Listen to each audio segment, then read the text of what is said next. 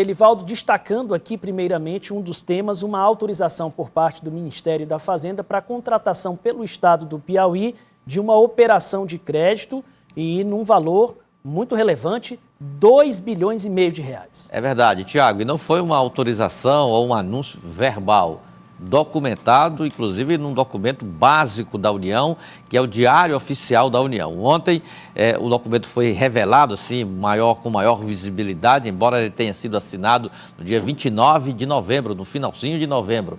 E trata-se de uma operação de crédito junto ao Banco do Brasil para o estado do Piauí no valor de 2,5 bilhões, 2 bilhões e 500 milhões de reais, recursos destinados a investimentos nas áreas de infraestrutura de transportes, rodovias e outros modais, sobretudo nessa área em que o Estado já tem aplicado, de certa forma, recursos, sobretudo em rodovias estaduais, rodovias sob a responsabilidade do governo estadual, mas também em ações voltadas para segurança, para mobilidade urbana, ou seja, dentro dos centros urbanos dos municípios piauienses, mas, sobretudo, nessa parte da infraestrutura.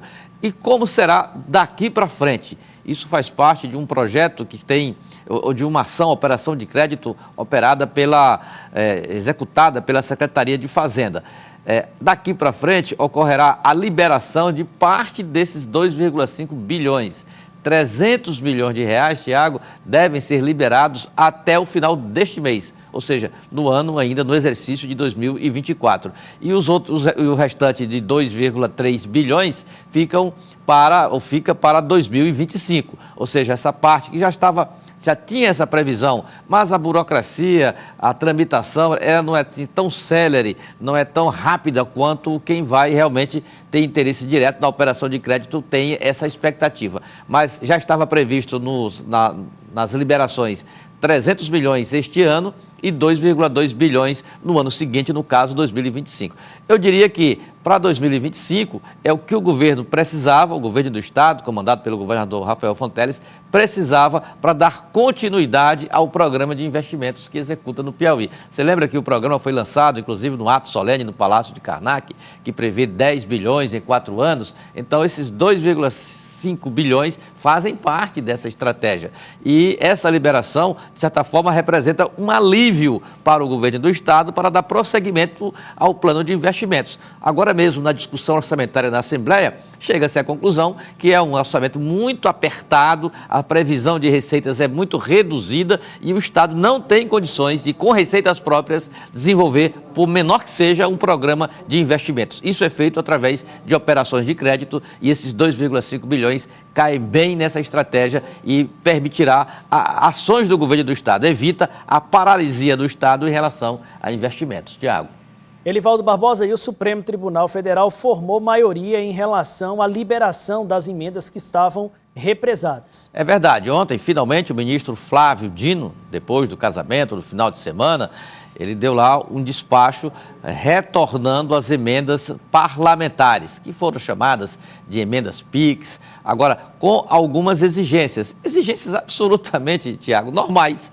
Você liberar a emenda e dizer para que aquele dinheiro vai ser usado. Transparência e a rastreabilidade. São princípios que já devem nortear, né, a empregação de recursos públicos. Eu acho até que ele não deveria nem ter demorado tanto tempo assim para dar esse despacho, porque ele recomendou o óbvio do óbvio. Ou seja, você tem uma emenda, um parlamentar recomenda aquela emenda para um determinado município e você indica ali, olha, esse dinheiro vai ser para calçamento, vai ser para asfalto, vai ser para construir uma escola. Pronto.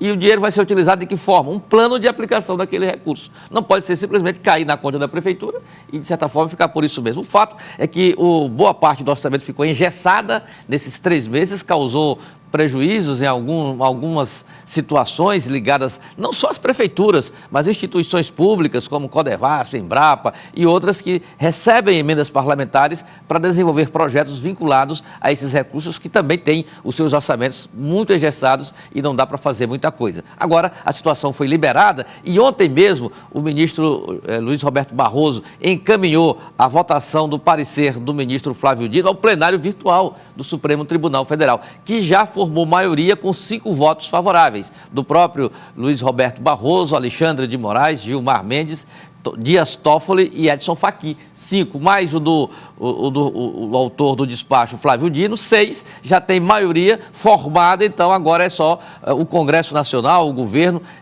agilizar a liberação dessas emendas e prefeituras, instituições utilizarem os recursos que estão sendo liberados ainda até, quem sabe, nesse exercício de 2024, Tiago. Elivaldo Barbosa, vamos falar agora do PDT, definiu estratégia lá no plano nacional e orientou os diretórios estaduais. Comentamos essa reunião aqui ontem, Tiago, mas tem algo a mais que eu obtive ontem com informações do presidente estadual do PDT, o vereador de Teresina, Evandro Ide, que inclusive lá no encontro fez lá uma selfie com o Carlos Lupe, que é o presidente licenciado, ministro da Previdência. Por ser ministro, ele não está na executiva nacional, mas é o presidente licenciado do PDT, é a principal liderança do partido. Né? Exatamente, é o manda-chuva do PDT. Né? Então ele disse lá, olha, a prioridade, eu perguntei, o que tem de prioridade para os estados? A prioridade para os estados é preparar a legenda para 2026, para disputar mandatos proporcionais, sobretudo na Câmara Federal. Mas eu perguntei, sim, e mais? Mas aí a novidade, o PDT, e ele já tinha sido, essa informação já tinha sido passada pelo presidente da Câmara, Enzo Samuel, o vereador Enzo Samuel, que vai também entrar nessa disputa por algum lugar em chapa majoritária. Se vai conseguir é outra história.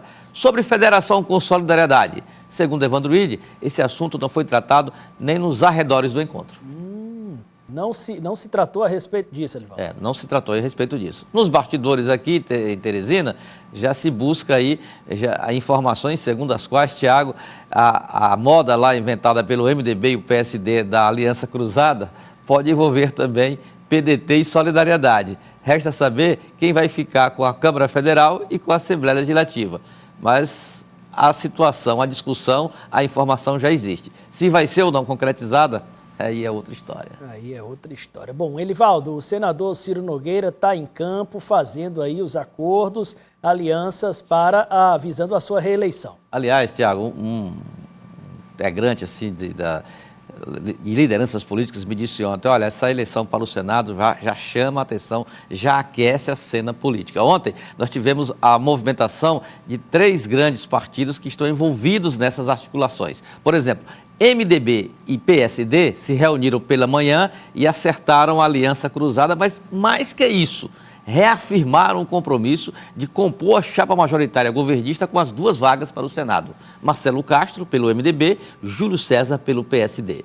Uma terceira força entra com muita intensidade nesse debate ou nessa cena política. Ou progressistas com um projeto de reeleição do senador Ciro Nogueira, que ontem também reuniu prefeitos, mais de 50, em sua residência aqui em Teresina, para tratar de assuntos administrativos, mas sobretudo políticos. E olha, Tiago, a base aliada a Ciro Nogueira em campo vai do Progressistas, o partido dele, ao PT. Tem prefeito do PT? Vamos às fotos? Aí, por exemplo, nós vamos ver a foto da prefeita eleita de Santa Cruz do Piauí, Laís Barroso, essa senhora que está aí ao lado do senador, que está à direita é o prefeito atual, Barroso Neto, os 2 filiados ao PT, ele conclui o mandato no final do ano, elegeu a sucessora Laís do PT, aí em plena harmonia com o senador Ciro Nogueira. Outro caso, aqui perto de Teresina, José de Freitas, ontem o prefeito Roger Linhares, que também está concluindo o 2º mandato consecutivo, ele é filiado ao Progressistas. E em José de Freitas, Progressistas e PT andam juntos desde 2016. É uma aliança para lá de consolidada. E sabe quem essa aliança derrotou lá em José de Freitas? Sim. O MDB. Olha só. O MDB. E aí está Pedro Gomes, prefeito eleito, filiado ao PT, Roger Linhares, liderança prefeito e uma liderança política de expressão lá no município, foi eleito 2 vezes e elegeu o sucessor Roger Linhares ao lado de Ciro Nogueira, que também já há muito tempo caminha com Ciro Nogueira. Ou seja, é uma aliança aliás, é um cenário muito embaralhado aí. Então eu percebo essas três vertentes da política atentas e, olha, para lá de competitivas, Tiago. Existem questões pontuais que contrariam o cenário, o contexto geral que está posto das forças aqui no Estado, e Elivaldo Barbosa trazendo para nós... Soube também, Tiago, só para encerrar esse tema aí, soube também que o senador Ciro Nogueira disse a um interlocutor importante, influente, a seguinte frase, que ela revela muito. Ele teria dito o seguinte, olha, eu voltei ao Centrão. que ele quis dizer com isso, Elivaldo? Abandonou o extremismo. Olha só, tá vendo? Então isso aí abre a possibilidade de muitos diálogos, né? Bastante. Sem dúvida. Elivaldo, vamos à última. Olha, o prefeito eleito de Teresina, Silvio Mendes, reuniu ontem o secretariado, a equipe que vai compor o primeiro escalão da prefeitura a partir de janeiro. Agora, interessante, ontem foram vários assuntos tratados, eu achava que teria até esgotado essa pauta, mas logo depois o prefeito Silvio Mendes convocou para hoje, daqui a pouco, às 10 horas, uma entrevista coletiva com a pauta cheia de mistérios.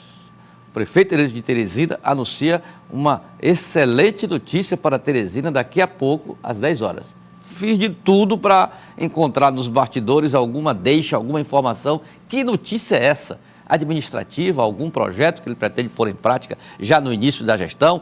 Alguma mudança na equipe, alguma alteração, algum recurso que está sendo atraído antes mesmo de assumir o comando da Prefeitura de Teresina?